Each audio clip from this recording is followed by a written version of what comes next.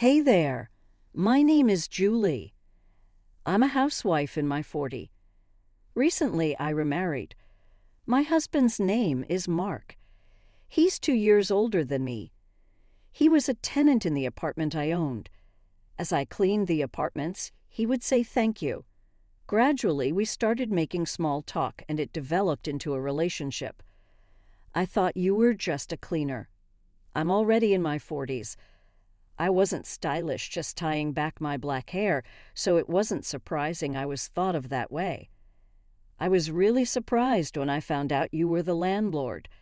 Mark worked while also doing investments as a hobby, and before he knew it, he had missed his chance to get married. I also had a fondness for investments, and we hit it off. It naturally led to marriage. Mark always praised everything about my investments, saying amazing. Not only that, but when I made a simple meal, he would be thrilled, saying delicious. And if I massaged his shoulders, he would look blissfully happy, as if melting away. He's older, but somehow childlike, a pure man. I wasn't of an age to wear a bridal dress a second time, so I felt bad for Mark, who was marrying for the first time. But we didn't have a wedding. Instead, our new home was in a high-rise condo, as Mark had wished. Wow, what a view!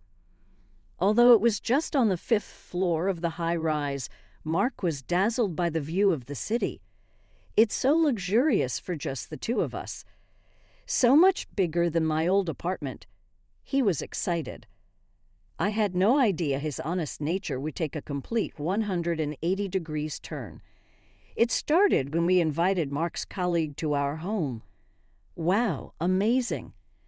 Sam stood in the middle of the room, agape. This is your place. It's like a hotel.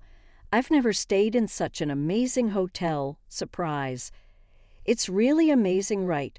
Mark said, proud as he urged Sam to sit cautiously on the leather sofa. Oh, this is for you, Sam said, handing Mark a cake.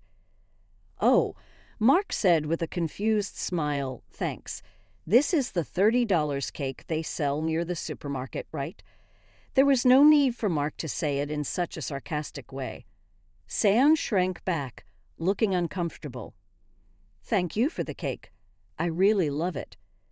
Trying to change the mood, I cheerfully offered Sam a cup of coffee. No worries, Sam took a sip of the coffee, looking relieved.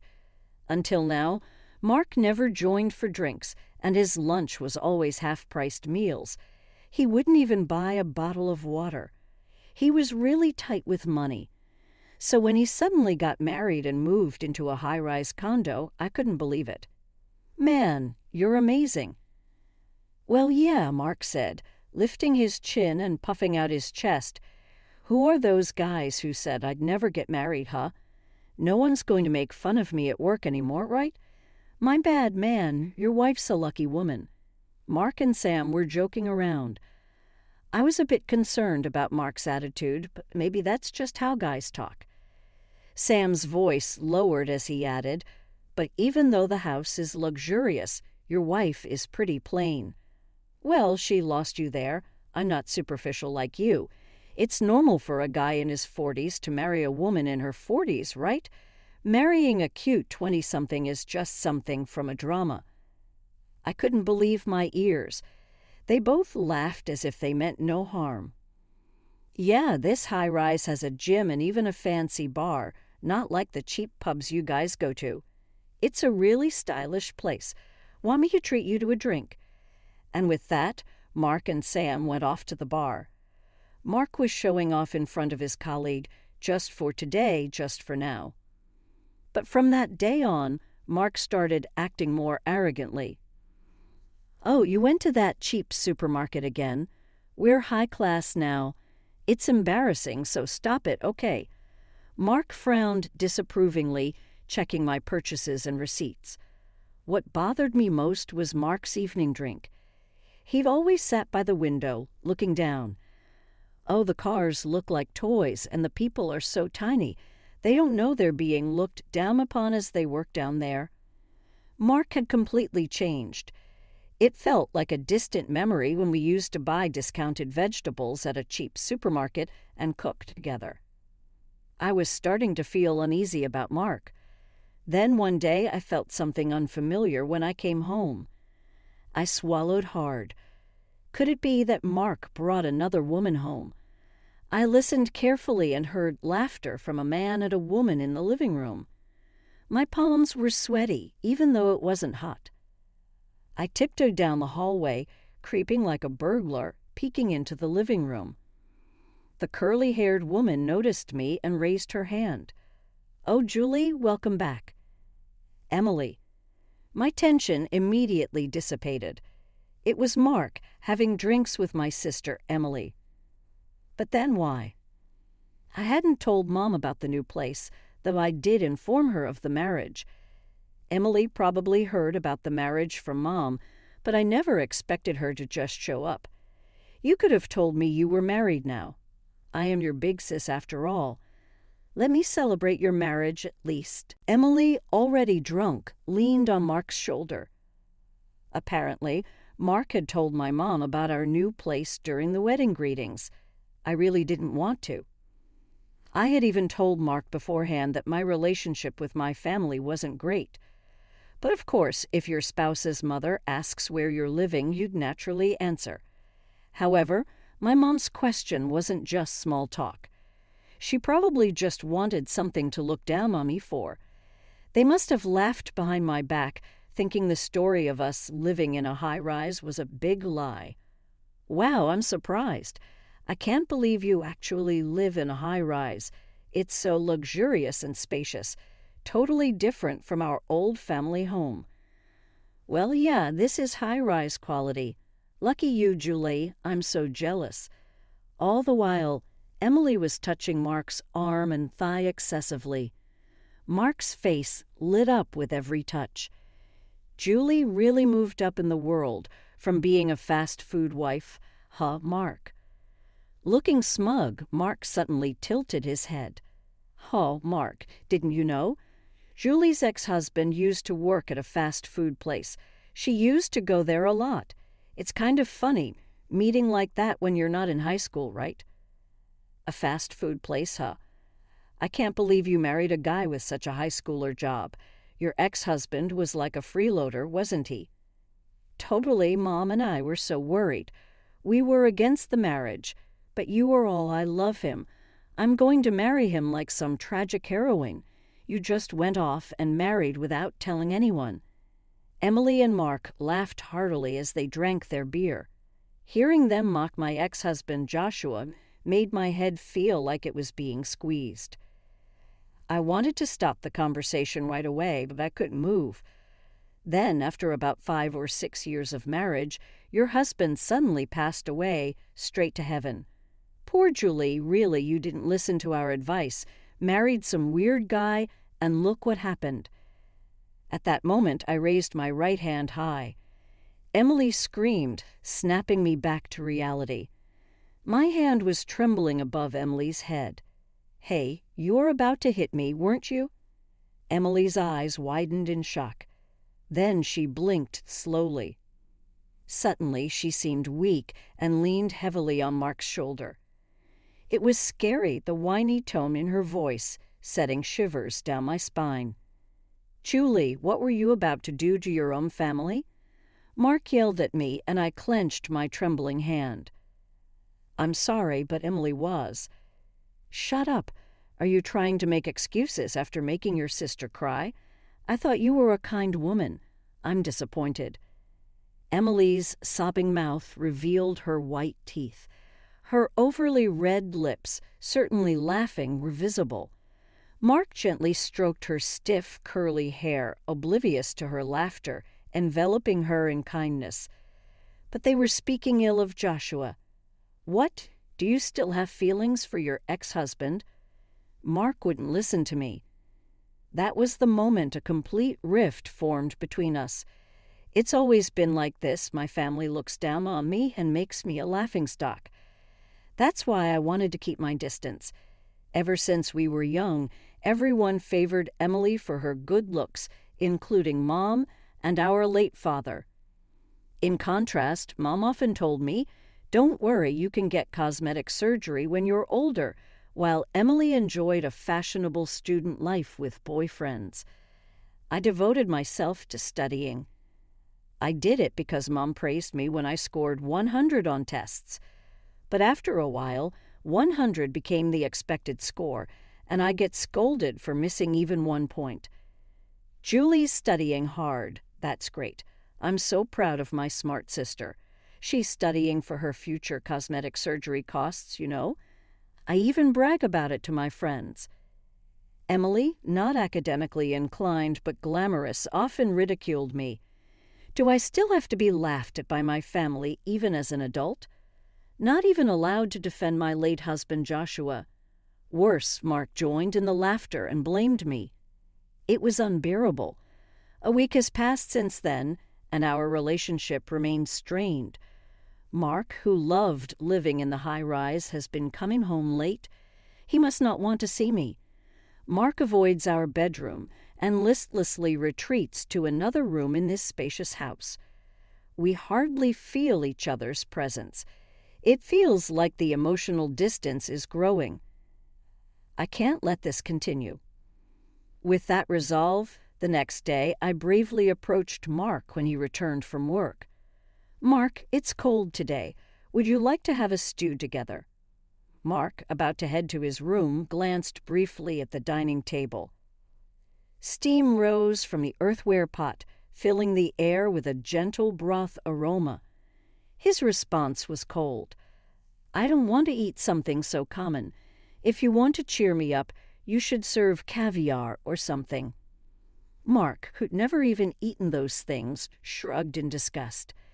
Then he looked me up and down, letting out a big sigh. "Huh. Not you. My mistake."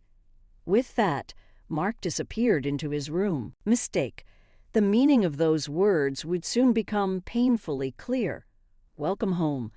One day, when I got home, Emily greeted me at the entrance. She was unusually cheerful, smiling broadly. Behind her, Mark was grinning, scratching his head. Emily and Mark looked happy, embarrassed as if they had something to say but couldn't quite start. "What's going on? Were you guys drinking and badmouthing me and Joshua again?" "No, that's just your paranoia. As I tried to enter my room, Emily said, 'Oh, wait, sorry, but could you not enter this house anymore?'" What? Mistake. The meaning of those words would soon become painfully clear. Welcome home. One day, when I got home, Emily greeted me at the entrance. She was unusually cheerful, smiling broadly. Behind her, Mark was grinning, scratching his head. Emily and Mark looked happy, embarrassed as if they had something to say but couldn't quite start. "What's going on? Were you guys drinking and badmouthing me and Joshua again?" "No, that's just your paranoia. As I tried to enter my room, Emily said, 'Oh, wait, sorry, but could you not enter this house anymore?'" What? Well, you know right, Mark. "Yeah, Emily, you say it."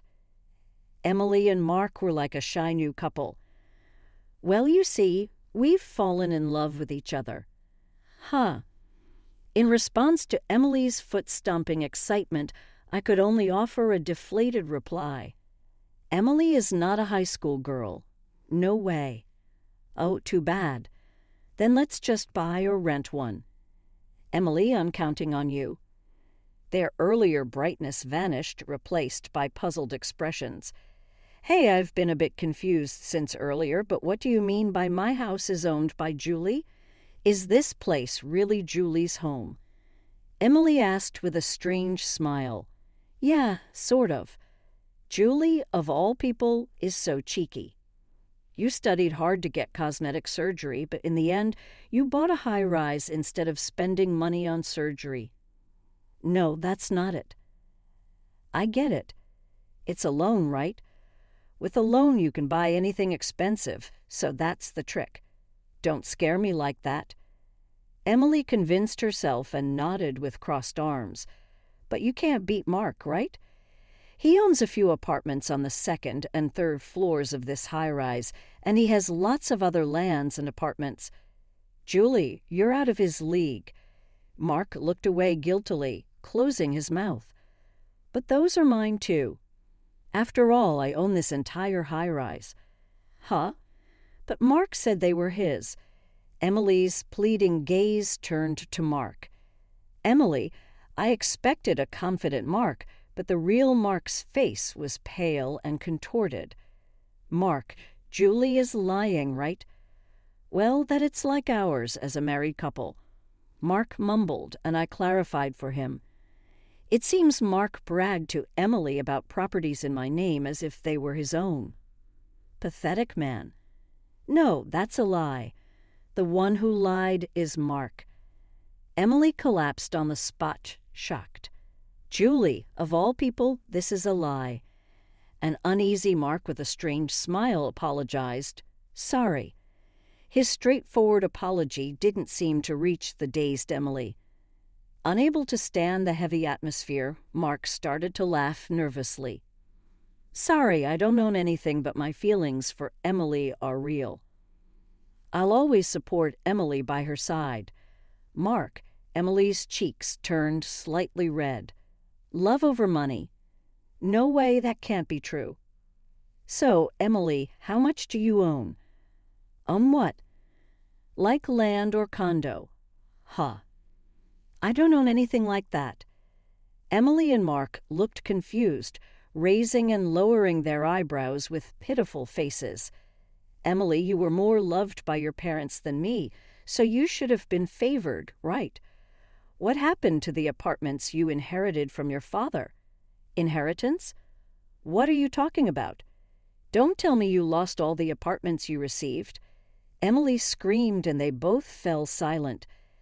They made funny faces at each other, opening their eyes wide, closing their lips, and baring their teeth as if in a staring contest.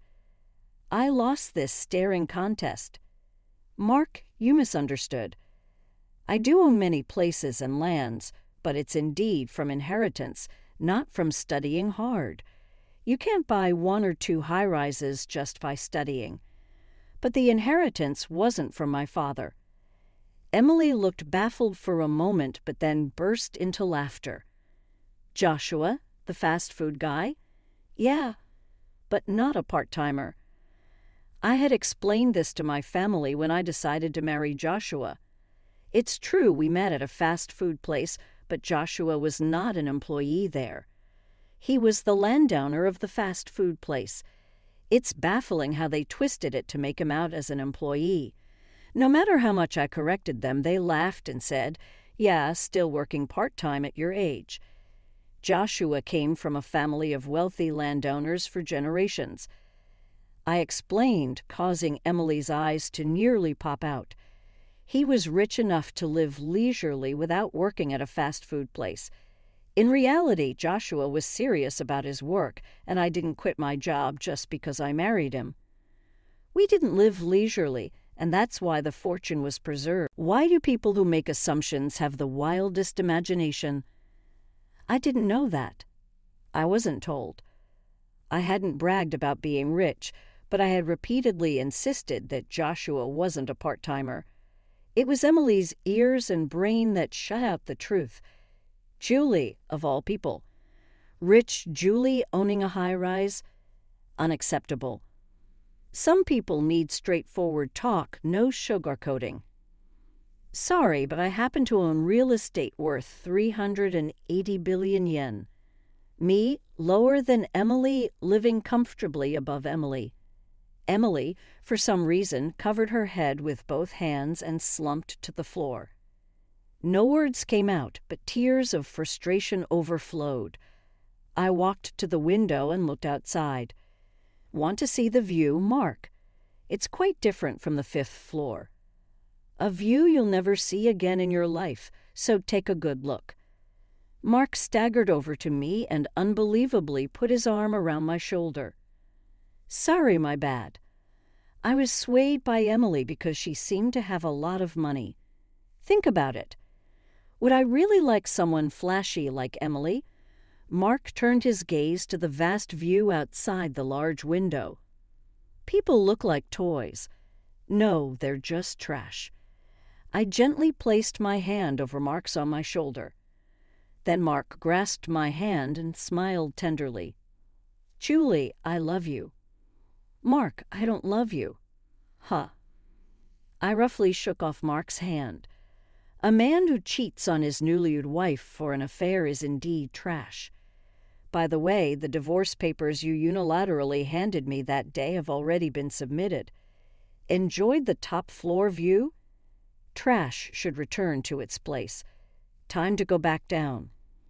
With that, Mark, making his most handsome face, froze solid. Later. Emily and Mark continued to live on the 5th floor of the high-rise. Considering how much Mark ridiculed Emily, they were obviously not living happily ever after. They just refused to give up their place. One day, they were clearly lying in wait for me at the entrance. Spotting me, they clumsily rushed over. "Julie, finally found you. Hey, what's this about?" I didn't need to see the paper they showed to know what it was about.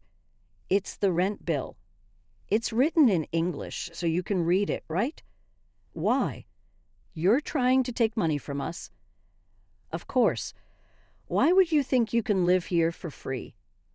Calmly answering, Emily approached. "That's cold. We're family, right? You can kick out this trash man, but I, as a family, have the right to live here for free." "No. Forgot what you did? Stealing your sister's husband, breaking up a family, and you talk about family? I have no family." Emily weakly muttered, "Julie, I was jealous of happy Julie. Really, I'm in big trouble." Emily burst into tears, her voice breaking as she recounted her hardships. "My ex was generous, even though he was just a part-timer. When I asked, he was smart with credit cards, you know. With revolving credit, you can spend $2,000 one month and pay only $200 the next. It's a good deal, right?" But then Emily sniffled in frustration. Before I knew it, I was paying for my ex's shopping too, and when I reached my credit limit, he dumped me. Don't you think that's sad? I'm broke, and now you want me to keep living in this high-rise? And she was planning to introduce this ex to me? Yes, he dumped me, but it's okay. You still have Mark, right? Maybe your ex and Mark are similar, both equally worthless. I heard Mark was into investing, but he only ever asked about my affairs and never shared details. Well, it makes sense. He couldn't say he was blowing most of his salary on betting on horses. Just because you have money doesn't mean you dress flashy. Joshua and I never wasted money and were very modest. I thought Mark was the same before we got married. He didn't talk much about himself, seemed humble and kind. I was mistaken. When things were strange between Mark and me, I almost fainted when I found a pocket full of betting tickets. Enjoy your life with the Mark you stole from me. Oh, and by the way, the rent is due tomorrow. Don't forget to pay it. That's impossible. If you can't pay, you'll have to leave. Despite my logical response, Emily wailed, but we're family, and Mark, professing his love for me, clung to my feet. This high-rise felt more like a daycare than a luxury apartment. It wasn't my job to discipline these brats. Eventually, Emily and Mark couldn't keep living in the high-rise and had to leave. I've moved out too, so I don't have to worry about being ambushed by them anymore. The top floor of the high-rise was lovely, but it just didn't feel like me. What a nice view today. I leaned over the balcony on the 2nd floor. Before me, the sea stretched out as far as the eye could see. My previous urban life felt like being swallowed by a sea of dark buildings. Now, living away from the city, I've changed both my home and my job, starting a new life. The neighbors share their vegetables and seafood with me. There's a senior colleague at work I get along with. Life doesn't always need parents, siblings, or a spouse. It's enough to spend time with people you like. Even without a family, I am perfectly happy on my own. Joshua loved the sea too, I remember. I am a free-spirited singleton, yet in my heart there's always Joshua